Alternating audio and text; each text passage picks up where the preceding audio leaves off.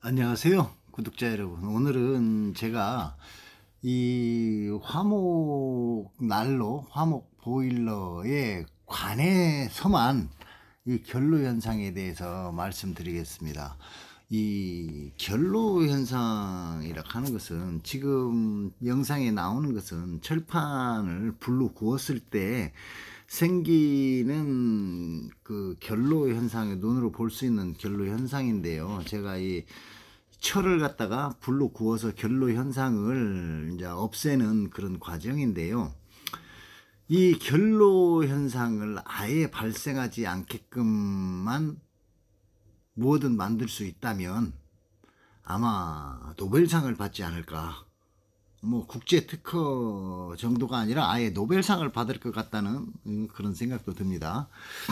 근데 이 결로 현상은 결과적으로 따져보면 온도 차에서 오는 마이너스 플러스 15도 차이 정도가 나면은 결로 현상이 생기고 이슬 맺힘이 생기기 시작하는데요.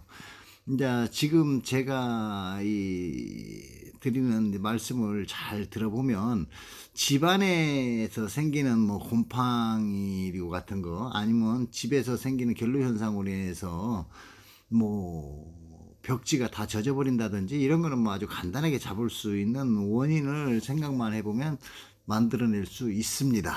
그래서 지금 현재 우리나라에서 화목 난로, 화목 보일러를 떼고 계신 분들은 결로 현상을 눈으로 보시는 분도 있고 보지 못하시는 분도 있을 겁니다. 근데 대부분은 이 결로 현상은 화목 보일러 같은 경우에는 인사이드에서 이루어지기 때문에 눈으로 확인하기가 좀 어렵고요. 그다음 화목 난로 같은 경우에는 역시 불을 떼게 되면은 이제 바깥이 아니라면 그 결로 현상을 잘 보기 어려운데요. 근데 이 화목 난로의 결로 현상의 결정체는 굴뚝에서 생겨나고요.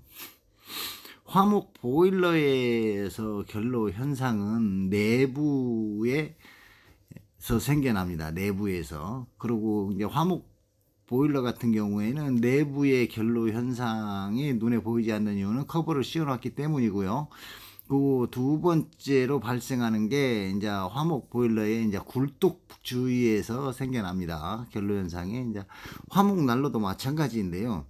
그 결로 현상의 결정적인 것은 우리가 눈으로 일정량이 올라가면 물은 이슬점 온도가 마이너스 플러스 15도지만 불을 떼서 생기는 끄을림, 가스 같은 경우에는 결로 현상이 아주 심합니다.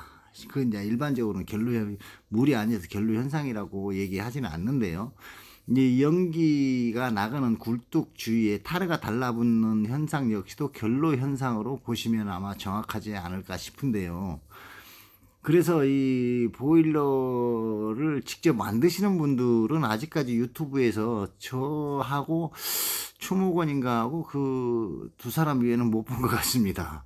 이제 첫째, 이제 보일러 같은 경우에는 이제 불을 떼게 되면 이제 타르가 그 결로 현상으로 인한 타르가 발생을 해서 그 보일러실 안에 가득 차게 되면은 막히는 건 둘째치고 타르는 열 자체를 차단을 합니다. 차단을. 그래서 이제 보일러가 갈수록 따뜻해지지 않고요. 이제 그리고 그렇게 됨으로 해서 결로 현상이 지속됨으로 인해서 굴뚝이 다른 것보다 난로보다 쉬 막힙니다. 쉬 빨리 막혀버리고요. 그거 이제 화목 난로 같은 경우에는 주된 결로 현상의 원인의 하나로 굴뚝 끝터리에 타르가 달라붙어서 나중에는 굴뚝 끝터리에서 불이 붙게 됩니다. 불이. 그러니까 불을 떼면은 처음에는 안 그러다 이제 자꾸 타르가 쌓이고 쌓이면 저 굴뚝 끝터리까지 올라가서 굴뚝 끝터리에서 나중에는 불꽃이 날아가서 이제 비산이 돼서 불을 내게 되는 경우가 많이 생깁니다. 이제 그 부분을 어떤 기술로 해서 어떤 생각으로 어떤 방법으로 해서 그걸 잡을 건지가 제일 큰 문제인데요. 이제 그래도 난로 같은 경우에는 조금 쉽습니다. 그렇지만 보일러 같은 경우에는 이슬점 온도, 물이 들어가기 때문에 이슬점 온도로 인해서 눈에 보이지 않는 어떤 결로 현상, 그러니까 불이 가스화되면서 나무가 가스화되면서 타면서 생기는 결로 현상이 유막을 형성을 해서 피복 됩니다. 피복. 그러니까 옷을 입혀버린다는 얘기죠. 그래서 처음에 따뜻하던 보일러가 불을 때도 좀 안 따뜻하고 뭐 이런 게 있고요. 이제 난로 같은 경우에는 이제 뜯어보면은 열이 닿지 않는 부위에, 조금 열이 덜 가는 부위에 또 많이 달라붙어 있고요. 이제 굴뚝에 많이 달라붙어 있는데요. 이걸 방지하기 위해서는 열량이 연통으로 얼마만큼 나가는가가 참 중요한데요. 연통으로 열이 나갈 적에 몇 도의 온도로서 연통으로 내보낼 것인가, 또 보일러 같은 경우에는 어느 정도 열을 가했을 적에 그게 유선하게 빠져나가는가를 계산을 잘 하셔야 되는데요. 그걸 제가 이론적으로는 어떻게 설명을 드릴 수가 잘 없습니다. 그래서 실전에 이제 저 같은 경우에는 이 결로 현상이 생기는 물을 밖으로 배출해 버리는 그런 방법으로 해서 안에 타르막을 막아서 만들고 있습니다. 보일러를. 그러니까 일반적으로 우리가 만드는 보일러는 그렇게 만들려면 자재비가 뭐 어마무지하게 들어가고 그 인건비도 많이 들어가서 대부분 그렇게 다 돼 있지 않습니다. 그 난로 같은 것도 역시 마찬가지입니다.